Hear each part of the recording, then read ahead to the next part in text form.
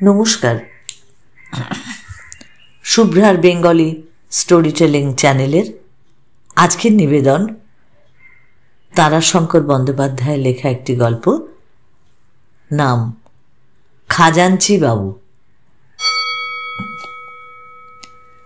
মানভূম জেলায় ফায়ার ব্রিক্সের কারখানার একটা মেস, খাপড়ায় ছাওয়া এক টানা লম্বা ব্যারাকের ধরনের একখানা বাংলো। সামনে সারি সারি থামওয়ালা এক ফালি টানা বারান্দা। সেই বারান্দার উপর বসে কর্মচারীরা সকলে অফিস যাওয়ার জন্য প্রস্তুত হচ্ছিল।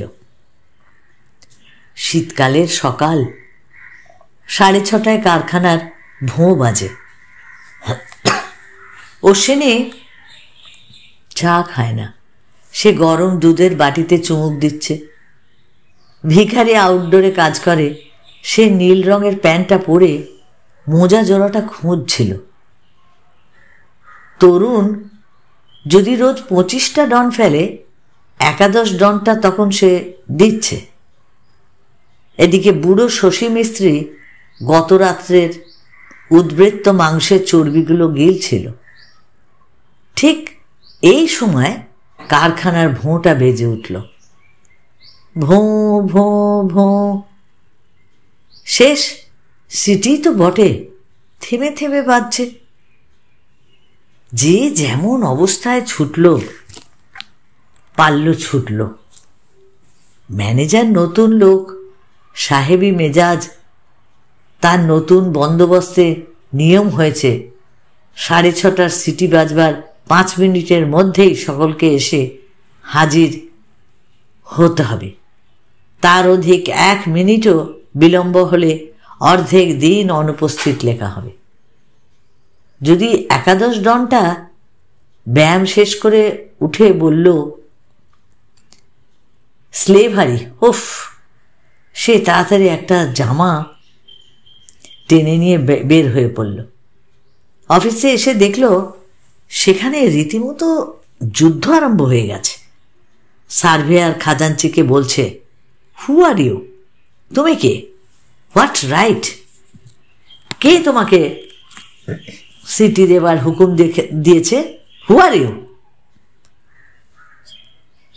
বদি ঘরের দিকে চেয়ে দেখল 6:30 বাজতে এখনো কিন্তু 5 মিনিট দেরি আছে। অর্থাৎ প্রায় 10 মিনিট আগেই সিটি দেয়া হয়েছে। রক্ত যেন তার মাথায় চড়ে গেল। ঘুষি পাকিয়ে খাজাঞ্চির নাকের কাছে এসে বলল, ইয়ে কোথাকার? কি হয়েছে আপনাদের? নতুন ম্যানেজার সাহেবের কণ্ঠস্বর। সঙ্গে সঙ্গে সব চুপ হয়ে গেল। বৃদ্ধ খাজাঞ্চি যেন হাঁপ ছেড়ে বাঁচল। সে ঈষৎ উৎসাহের সঙ্গে বলল, স্যার, কাল থেকে অনেক কাজ বাকি পড়ে আছে। গাড়ি লোডিং শেষ হয়নি। 10 নম্বর কিলেন। বাধা দিয়ে ম্যানেজার বলল, সে হিসেব আমি জানতে চাই না। আমি জানতে চাই এ গোলমালটা কিসের জন্য? খাজাঞ্চি হতবাক হয়ে গেল। সে ফ্যাল ফ্যাল করে চেয়ে রইল শুধু। সার্ভেয়ার সকলের মধ্যে পদস্থ ব্যক্তি। সে এগিয়ে এসে বলল, স্যার, কাল থেকে আপনি অর্ডার দিয়েছেন সকাল 6:30 কাজ আরম্ভ হবে। আসতে 5 মিনিটের বেশি দেরি হলে হাফ ডেজ ওয়ার্ক কাটা যাবে। শীতকালের দিন স্যার, আর খাজাঞ্চিবাবু এসে 6:20 মানে 10 মিনিট আগে সিটি দিতে হুকুম দিয়েছেন। আমাদের কারো খাওয়া হয়নি স্যার, মুখের চা পর্যন্ত আমরা ফেলে এসেছি। ম্যানেজার ঘড়ির দিকে চেয়ে দেখলেন 6:30 তখনও 2 মিনিট বিলম্ব আছে। নিজের হাত ঘড়িটার দিকে চেয়ে দেখলেন যে সে ঘড়িটা ঠিক সেটাই তো বলছে। ম্যানেজার বললেন, ওয়েল, আধ ঘন্টা কাজ করে আপনারা আপনাদের ডিপার্টমেন্টের কাজ চালু করে দিন। তারপর গিয়ে সব খেয়ে আসুন।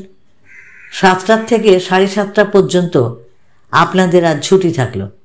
যান যান যান সব।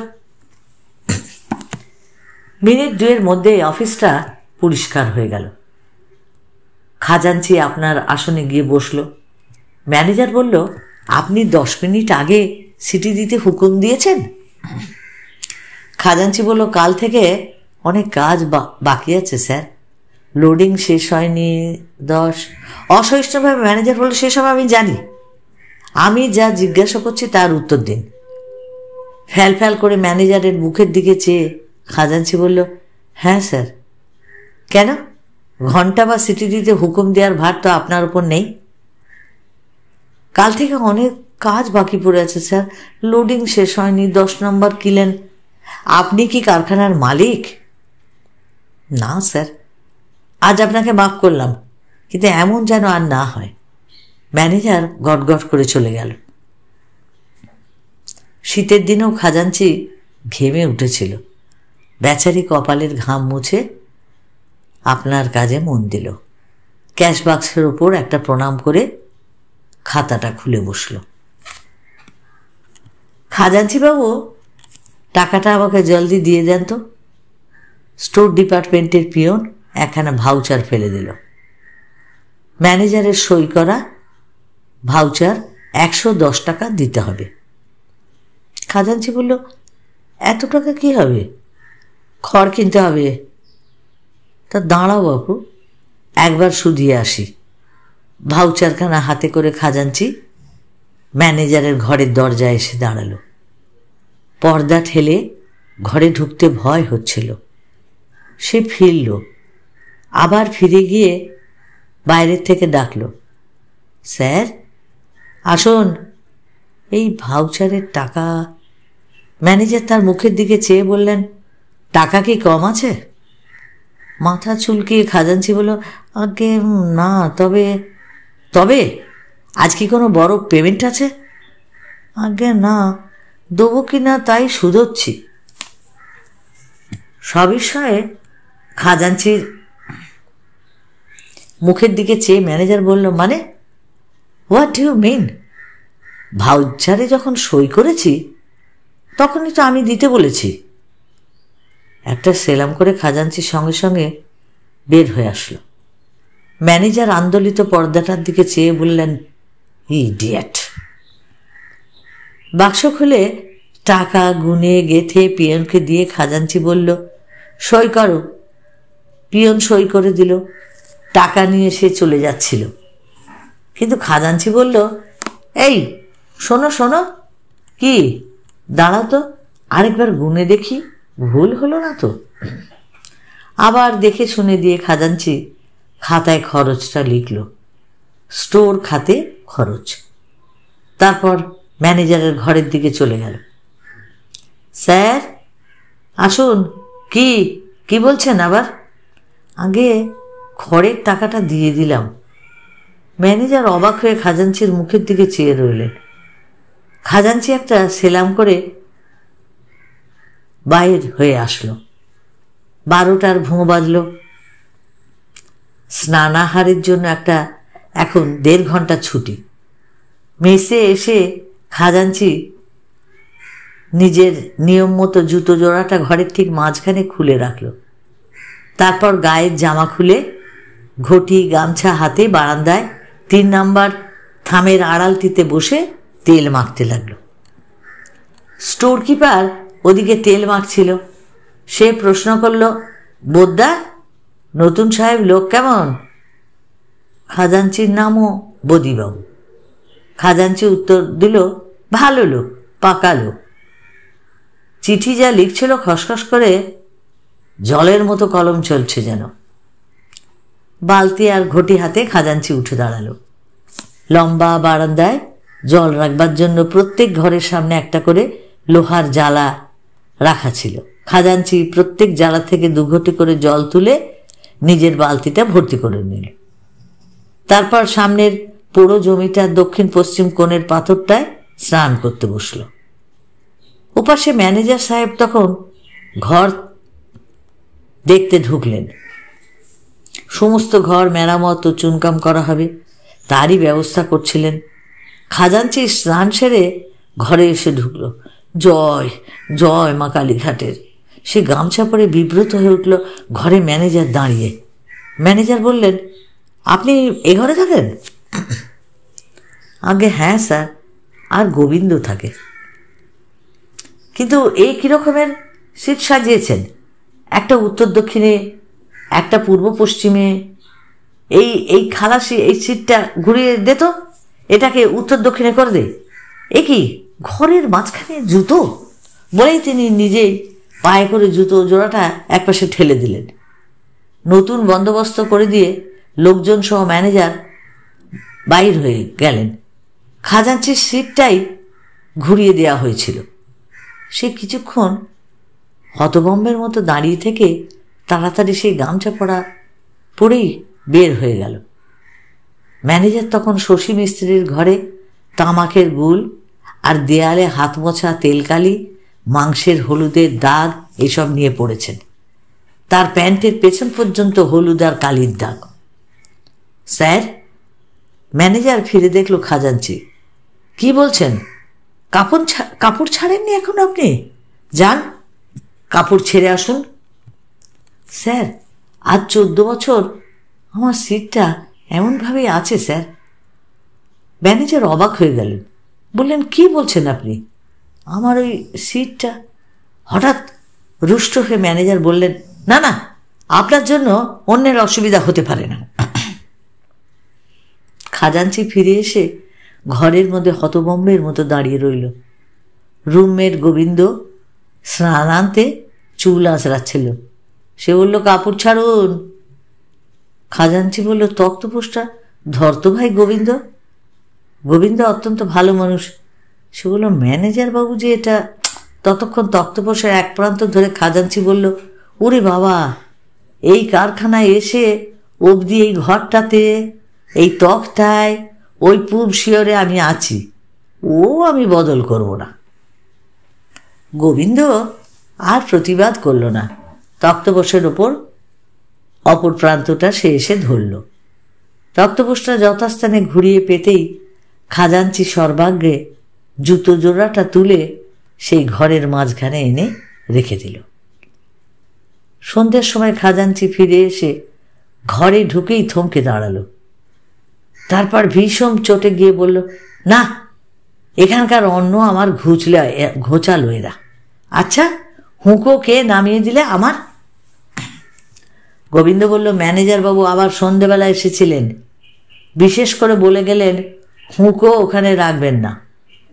তক্তপোষ ঘুরিয়েছেন, কিন্তু জানলায় হুঁকো আর ঘরের মাঝখানে জুতো রাখা হবে না। জুতো জোড়াটা ঘরের মাঝখানে খুলে রেখে খাজাঞ্চি একটা দীর্ঘশ্বাস ফেলে তক্তপোষটার ওপর বসে পড়ল। আবার উঠে এসে জুতো জোড়াটা সরিয়ে রাখল। পরের দিন সকালবেলা খাজাঞ্চি ঘড়ির কাছে চেয়ার নিয়ে গিয়ে কি একটা করছিল। জুতোর শব্দে মুখ ফিরে দেখল ম্যানেজার নিজের হাত ঘড়িটা দেখতে দেখতে চলেছেন। সেদিন অ্যাকাউন্টেন্ট অশ্বিনী ম্যানেজারকে খাতাপত্র দেখাচ্ছিল। ক্যাশ খাতা দেখে ম্যানেজার বলল, এ কি লেখা? আর লাইন আরম্ভ হয়েছে এখানে, শেষ হলো গিয়ে 2 ইঞ্চি বেঁকে এসে এখানে, এ কি? অশ্বিনী বলল, খাজাঞ্চিবাবু চোখে ভালো দেখতে পান না, আবার চশমাও নেবেন না, বলেন চোখ খারাপ হয়ে যাবে। ম্যানেজারবাবু হাঁকলেন, বেয়ারাম, খাজাঞ্চিবাবু। খাজাঞ্চি এসে সেলাম করে দাঁড়াল। ম্যানেজার বললেন, কত বয়স হলো আপনার? 60 স্যার। এই কোম্পানিতেই 40 বছর চাকরি করছি। এই কারখানায় 14 বছর গোড়া থেকেই। তখন এগুলো সব জঙ্গল ছিল, মানুষ আসতে ভয়। এতক্ষণে অসহিষ্ণু হয়ে ম্যানেজার বলল, থামুন, ও কথা নয়। আমি বলছি, এত বয়স হলো, চোখে দেখেন না, তবু চশমা নেন না কেন? এটা কি? এরকমভাবে কাজ চলবে না মশাই। নেবো স্যার, চশমা আমি নেবো স্যার, বলে খাজাঞ্চি চলে গেল। আবার কিছুক্ষণ পর এসে বলল, স্যার একবার যদি ছুটি দেন স্যার, আসানসোলে মোটর যাচ্ছে। কথা শেষ করতে না দিয়ে ম্যানেজার বললেন, যান। সন্ধ্যায় চশমা চোখে খাজাঞ্চি প্রত্যেক ঘরে ঢুকে সকলকে দেখিয়ে বলল, পরিষ্কার দেখতে পাচ্ছি কিন্তু। কেমন হলো বলো দেখি। 1 2 3 4 চালের বাতা গুনতে আরম্ভ করে দিল খাজাঞ্চি। দিন কয়েক পর ম্যানেজার খাজাঞ্চিকে ডেকে বলল, বড় দুঃখিত আমি খাজাঞ্চি বাবু, আপনার চাকরিতে জবাব হচ্ছে। মানে? কোম্পানি আপনাকে রিটায়ার করতে অনুরোধ করে পত্র দিয়েছে। ইংরেজিতে অ্যাকাউন্ট রাখা হবে। আর ধরুন আপনার চাকরিও হলো অনেক দিন, এখন নতুন লোককে জায়গা দিন। কেমন?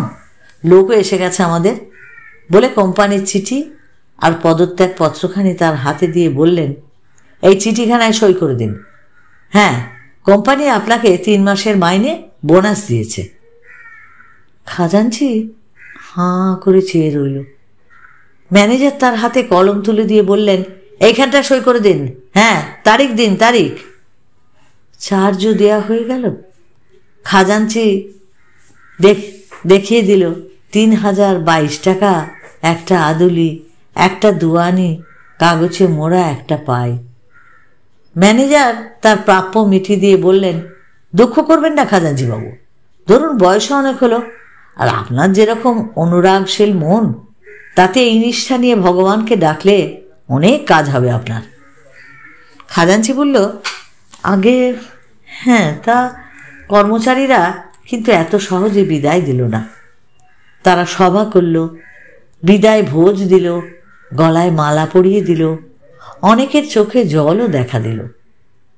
পরদিন ভোরে কয়টা খালাসি খাজাঞ্চি বাবুর মাল মাথায় করে স্টেশনে চলেছে।